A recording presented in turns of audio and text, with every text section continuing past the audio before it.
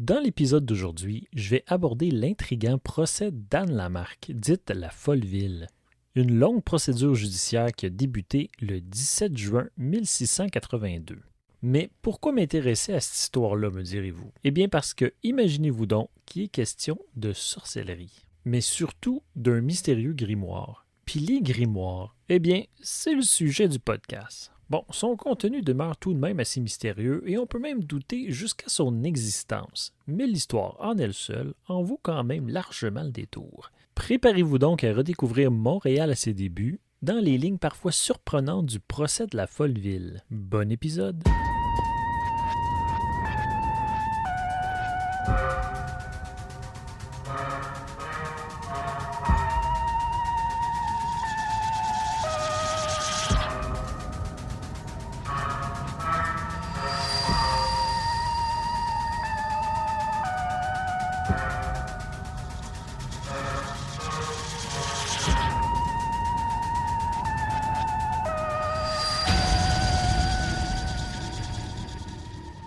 Bon.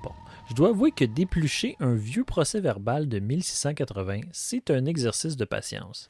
C'est difficile à lire, les termes sont évidemment vieillots et ça nécessite une mise en contexte. Le document provient du Fonds de bailliage de Montréal de 1644 à 1693. Et évidemment, il se trouve aux Archives nationales. Et sur cet épisode-là, je dois remercier Daniel Filion, un archiviste aux Archives nationales, pour m'avoir mis sur la piste de ce sujet-là. J'ai eu la chance de le rencontrer en novembre dernier à une soirée organisée à la Grande Bibliothèque. Il m'a pas mal approché en me disant « Hey, toi tu parles de grimoire dans ton podcast. J'ai quelque chose pour toi. » En tout cas, bref, merci beaucoup et désolé de t'avoir embêté aussi souvent par la suite. Bref, pour vous mettre un peu en contexte, le dit fonds de bailliage, où se trouve le procès verbal d'Anne Lamarque, comprend l'ensemble des documents produits entre 1644 et 1693 pour le bailliage de Montréal. Mais là, qu'est-ce que c'est que ça, le fonds de bailliage de Montréal? C'est une excellente question. C'est le tribunal seigneurial de la Seigneurie de Montréal. C'est un peu redondant, je vous l'accorde. Dans le fond, on y retrouve tout ce qui concerne les litiges en première instance, autant criminels que civils. Ce genre de document-là témoigne d'une très grande variété d'activités humaines. C'est donc passionnant et ça constitue évidemment une source unique et précieuse de recherche sur l'évolution de la société de la Nouvelle-France. Petit bémol, c'est également très souvent écrit en patte de mouche. Rendu là, c'est plus tant de la lecture, mais plutôt un exercice de décryptage. Outre la calligraphie qui est particulièrement difficile à comprendre, la formulation et les temps de verbe proviennent d'une autre époque. J'ai donc rassemblé toute ma patience et je me suis attaqué au texte. L'histoire derrière tout ça en valait quand même l'effort. J'avais sous la main une version transcrite dans Word. Malheureusement, sa compréhension était quand même ardue. Il y avait beaucoup de mots manquants ou incompréhensibles. Le procès lui-même n'étant pas numérisé, je n'avais pas accès au document original. Je me suis donc rendu sur place et avec beaucoup d'émotion, j'ai consulté le procès lui-même. J'en ai profité pour numériser l'ensemble du dossier. Évidemment, j'en ai demandé l'autorisation. Inquiétez-vous pas là. Mais d'avoir entre les mains un vieux procès datant de plus de 340 ans, ça vient chercher toutes sortes d'émotions. C'est comme avoir une fenêtre ouverte sur le passé devant soi. On parle ici d'un dossier qui contient à peu près une 60aine de pages. Si vous écoutez la version vidéo du podcast disponible sur YouTube, vous allez pouvoir voir les dites pages du procès et vous allez pouvoir comprendre pourquoi c'est un hostichial à déchiffrer. Cependant, d'avoir le dossier original m'a quand même beaucoup aidé à comprendre la disposition du texte. Sans rentrer dans les détails, j'ai tout de même tenté de faire une nouvelle transcription numérique grâce à l'intelligence artificielle, avec l'aide de la plateforme Transcribus. Pour ceux qui ne connaissent pas, il s'agit d'une plateforme de reconnaissance de vieux textes écrits à la main, à partir de numérisation de vieux documents historiques. Ce qui rend Transcribus vraiment intéressant, c'est qu'on peut y entraîner un modèle à comprendre un style d'écriture particulier. Par exemple, justement, les vieux documents juridiques de la Nouvelle-France.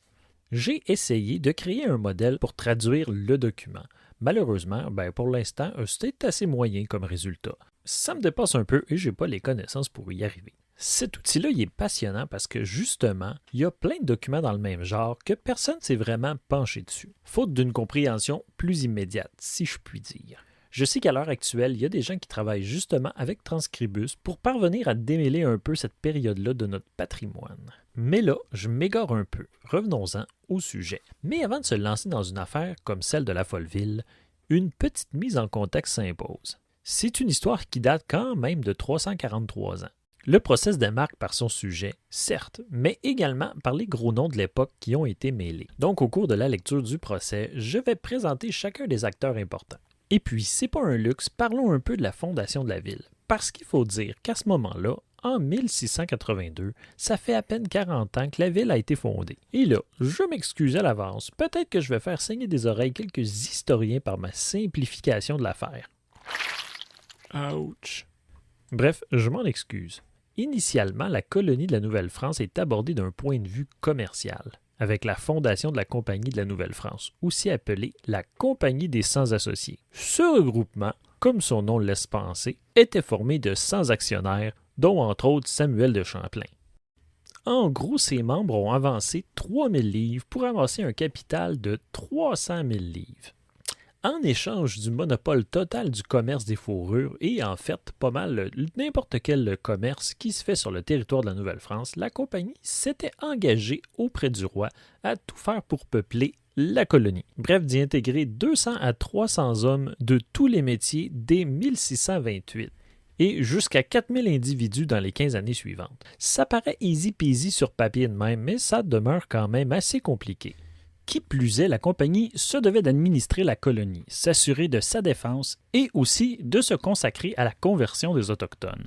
À petite échelle quand même, mais il s'engageait quand même à loger et nourrir 3 ecclésiastiques pendant 15 ans. Mais finalement, ça se passe pas aussi bien que prévu. Ils ont perdu plusieurs navires capturés par les Anglais. Les opérations sont donc assez ralenties. Ça coûte beaucoup plus cher que prévu, évidemment, et la compagnie des 100 associés finit par se dissoudre. Malgré tout, de toute évidence, elle a permis de faire avancer beaucoup les choses, qui traînaient quand même pas mal avant sa prise en charge.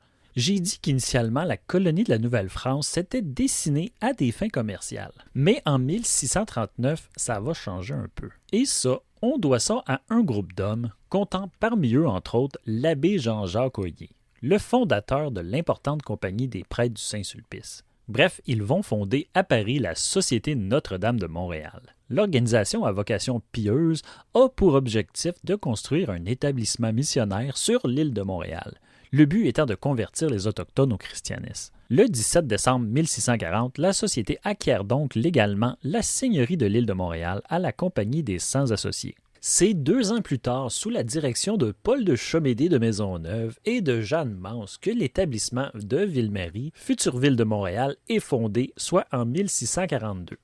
Et oui, d'ailleurs, vous avez bien entendu, l'île de Montréal a été confondée par une femme, Jeanne Mance. Elle est la fondatrice et administratrice de l'Hôtel-Dieu de Montréal. Ces décisions, dans des moments cruciaux, ont permis d'ailleurs à la ville de Montréal de survivre, ce qui n'est pas rien. Donc, un personnage historique ultra important du Québec. Déjà à cette époque-là, les Sulpiciens avaient quand même une certaine influence sur la Nouvelle-France. Mais c'est vraiment à partir de 1657 que la Compagnie des prêtres du Saint-Sulpice a commencé à envoyer des premiers missionnaires. Et finalement, c'est le 9 mars 1663 que ça devient vraiment sérieux.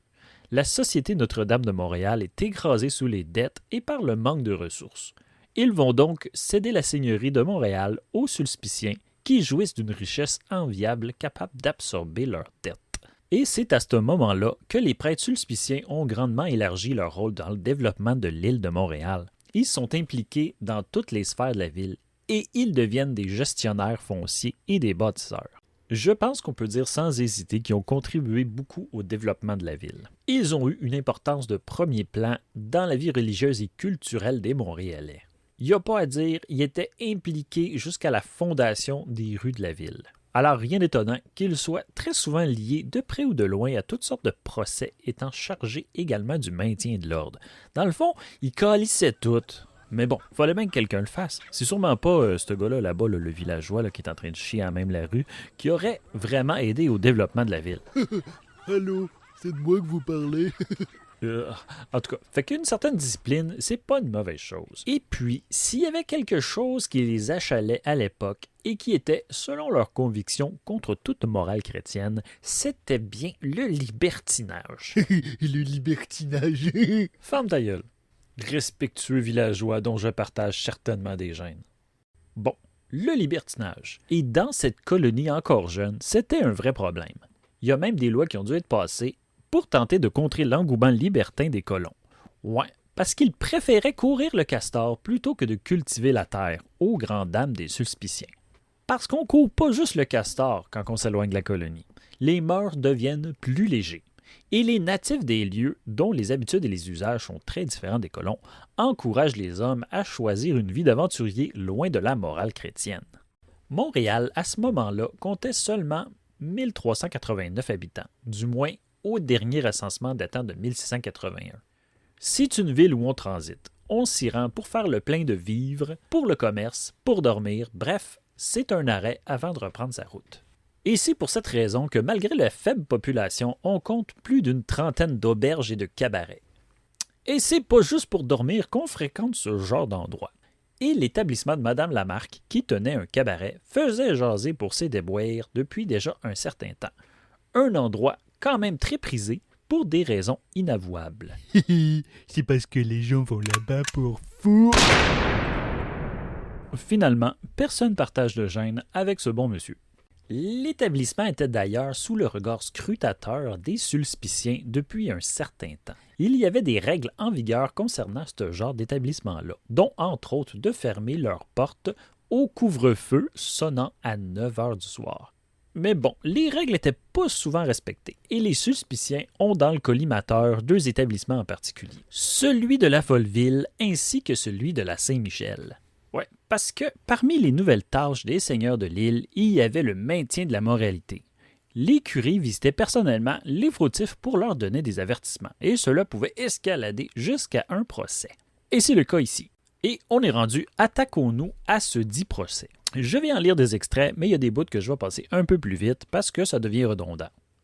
19 juin 1682. Monsieur Jean Gervaise exerçant la justice en liste de Montréal, et cela en l'absence de Monsieur de Baillif.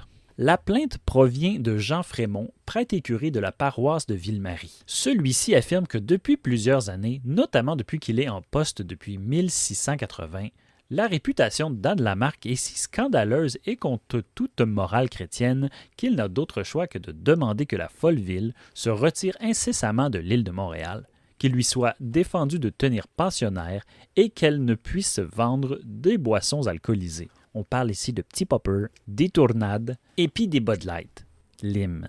C'était les boissons alcoolisées de la Nouvelle-France. Bref, le curé Frémont spécifie d'ailleurs que celle-ci a été avertie à plusieurs reprises, par lui ainsi que par d'autres confrères, de changer de conduite. Toutefois, leur effort fut sans aucun résultat. Jean Gervaise requiert alors qu'il soit incessamment informé des détails de ce cas. Il est demandé que des témoins soient assignés rapidement. Le 20 juin 1682, à 7 heures, on reçoit un premier témoin. Il s'agit d'Abraham Bouat. L'homme est âgé d'environ 36 ans et c'est un marchand bourgeois. Après avoir fait le serment et confirmé qu'il n'était pas parent avec Anne Lamarque et son mari, on le questionne. On lui demande s'il a été témoin de scandales à son sujet, leurs deux établissements étant voisins. Celui-ci les informe qu'il est voisin avec la Folleville depuis environ 8 ans. Il y aurait des oui-dire du voisinage au sujet d'une relation scandaleuse entre la femme de la Folleville et le défunt Dauphiné. Ça, c'était moi. Ouais, c'était lui, ça. C'est pas mentionné dans le procès, mais il s'agit ici d'Émété Mollard, dit le Dauphiné, un ancien employé de M. Bouat, chargé de défricher les terres de celui-ci. Mais il faut croire qu'il faisait pas juste défricher. Bref, c'était un coquin. Mais au moment du procès, ce bon gaillard-là est mort depuis quelques années. La relation entre les deux est un secret pour personne. Le témoin déclare qu'au mois d'avril dernier, pendant qu'il faisait ses semences sur ses terres, il entendit que Charles Testard Folleville, ça c'est le mari de Anne Lamarque, n'avait pas fait ses Pâques, donc n'avait pas reçu sa communion et ne s'était pas confessé. Puis ça, laissez-moi vous dire, c'est vivre comme une chenaille. Et là, M. Bouat, ayant toujours ses affaires en ordre avec Dieu, se permit de lui faire remarquer que ça n'avait pas d'hostie de crise de bon sens. Bon, c'est peut-être pas exactement les mots qu'il a utilisés, mais ça ressemblait à ça. Bref, sur ces mots nuancés, M. Folleville a répondu « Comment voulez-vous que je les fasse? Voulez-vous que je fasse une confession qui me damne? Tant que je serai comme je suis, j'en ferai pas. Je crois que ma femme est un diable, qu'elle a fait quelques pactes. Je pense même qu'elle est magicienne. Je veux me séparer d'elle et puis ça fait presque 1 an qu'on n'a rien fait. À noter ici que les propos du mari n'ont rien de vraiment étonnant. À ce moment-là, ça fait déjà un petit moment que Charles essaye de se libérer de son collier de fer matrimonial. Et puis, c'est pas tout à fait évident à cette époque-là. Le grand classique, c'est d'associer son partenaire à une quelconque relation avec le diable. Oui, parce que ça peut annuler un mariage pour cause de maléfice.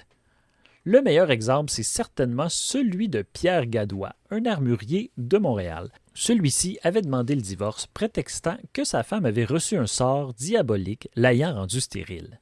L'amant de son épouse, René Besnard, frustré de ne pas avoir été choisi, avait noué l'aiguillette de son mari. Ah, le fameux nouage de l'aiguillette. On en avait parlé dans l'épisode sur le grimoire Le Petit Albert. Par chance, c'est un charme qui se défait quand même assez facilement, si je me souviens bien. Il suffit que de pisser dans l'anneau nuptial pour s'en libérer. Mais peut-être que je dis des niaiseries, fait qu'on va regarder.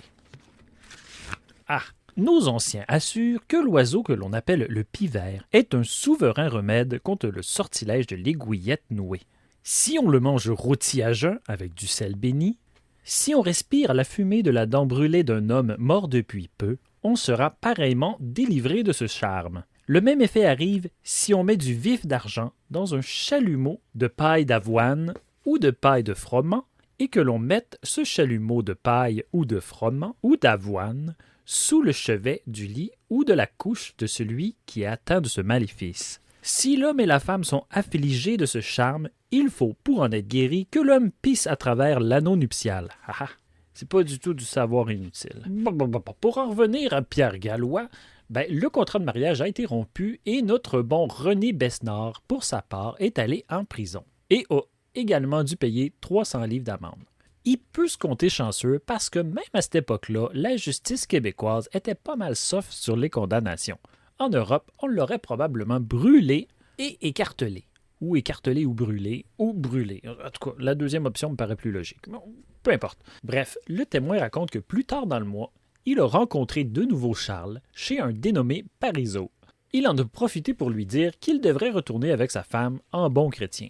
Monsieur Folleville lui a répondu alors « Comment que je pourrais te répondre ça? Fuck non! » C'est pas exactement comme ça qu'il le dit, mais tout ça se justifiait par le fait qu'il y avait déjà un homme dans la maison et qu'il n'était pas le bienvenu. D'ailleurs, Bois raconte que Charles avait même mentionné qu'il avait envie de tuer l'homme qui vivait avec sa femme. Affirmation à laquelle Bois a rapidement répondu en citant la Bible « Tu ne tueras point ». Et puis là, je vous entends. Vous êtes en train de vous dire que ce bon Bois est un homme des plus pieux, dont la bravoure n'a d'égal que sa vertu sans faille. Bon, il n'en parle pas dans le procès, mais parlons-en un peu de ce bon Abraham. Il est surtout connu comme étant l'un des pionniers de l'hôtellerie montréalaise.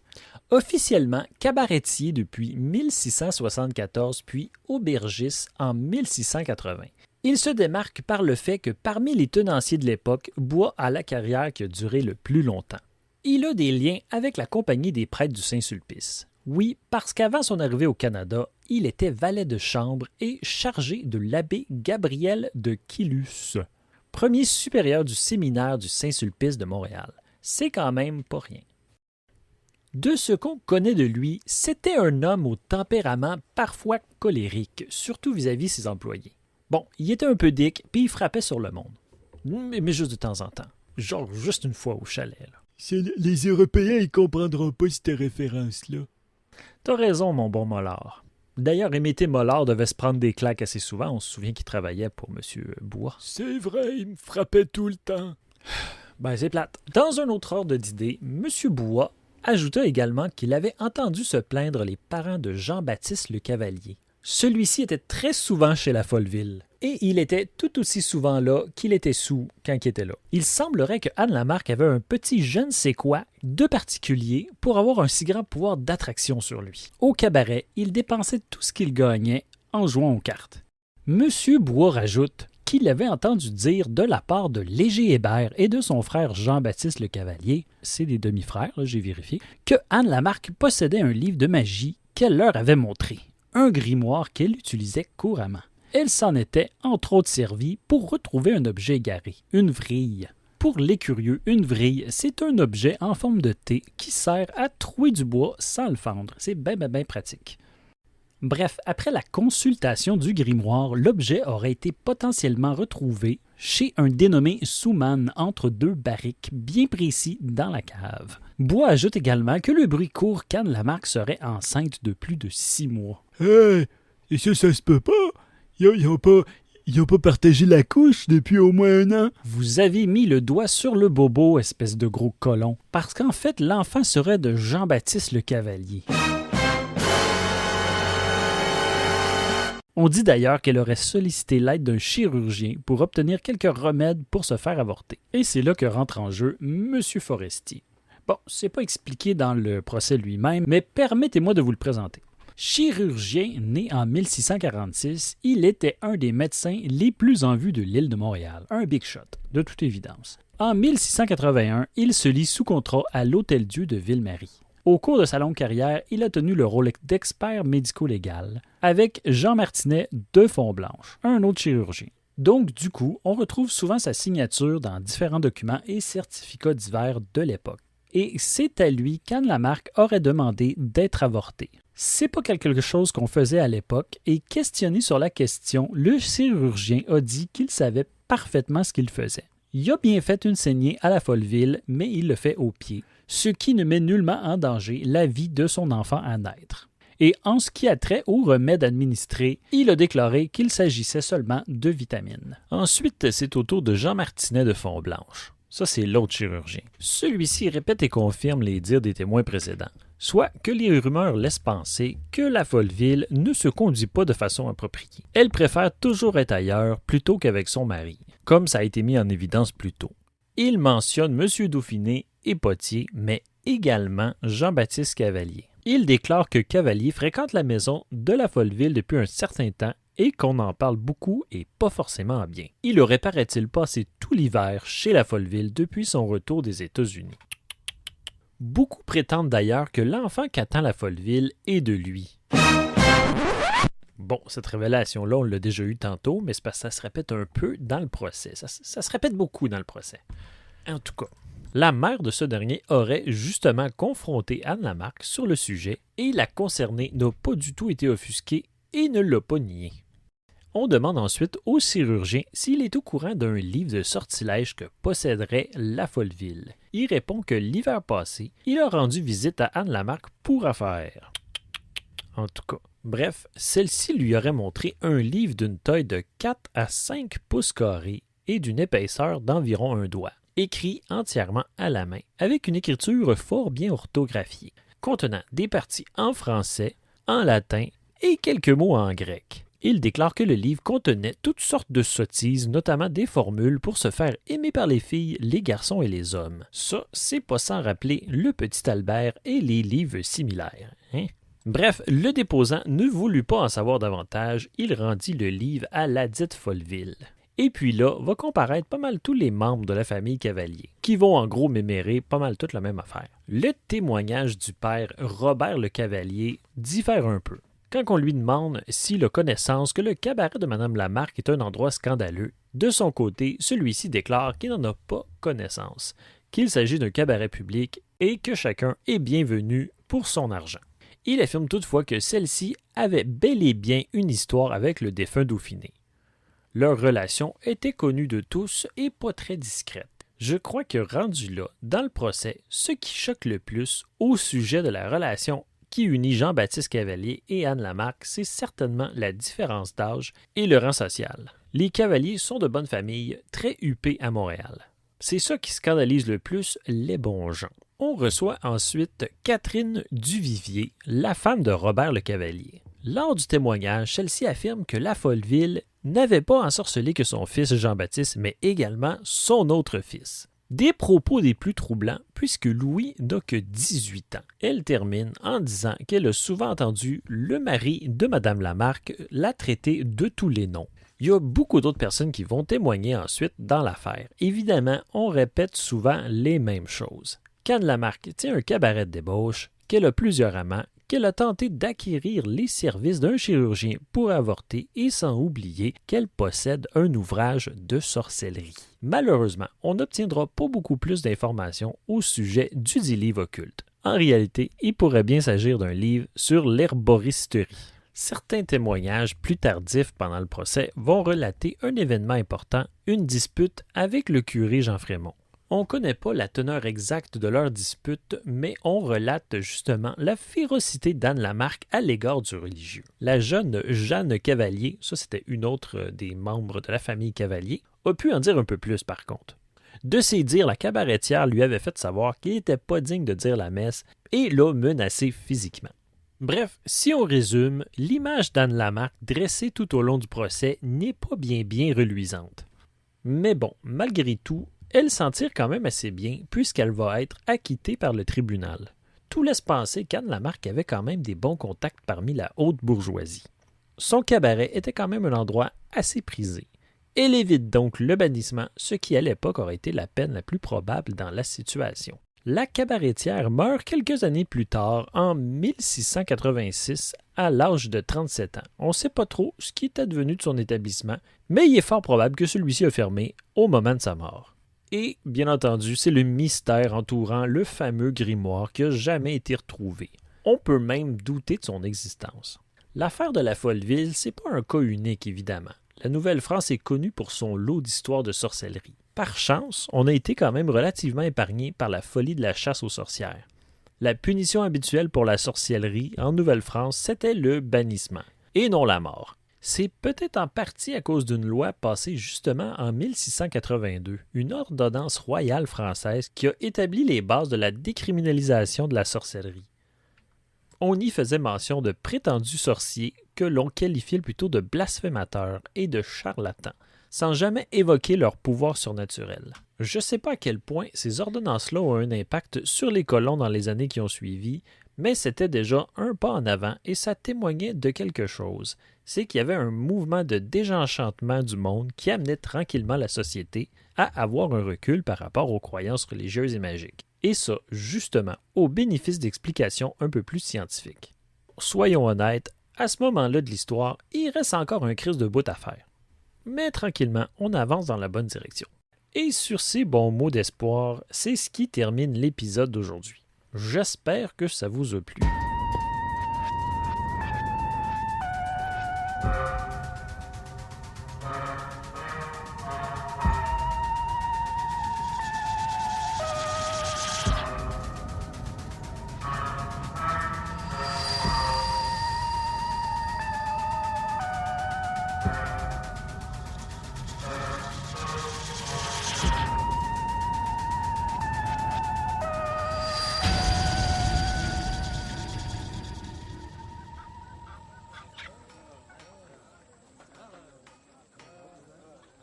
Oh ben, batins. Ça va mettre le diable aux vaches. C'est que le défrichage de mes terres avancera pas vite. Rapport que je vois là-bas encore Mollard puis la Folleville qui se bécotent dans le fond du champ. C'est un sac à Chris. C'est assez indécent. Je vais en parler au curé Frémont.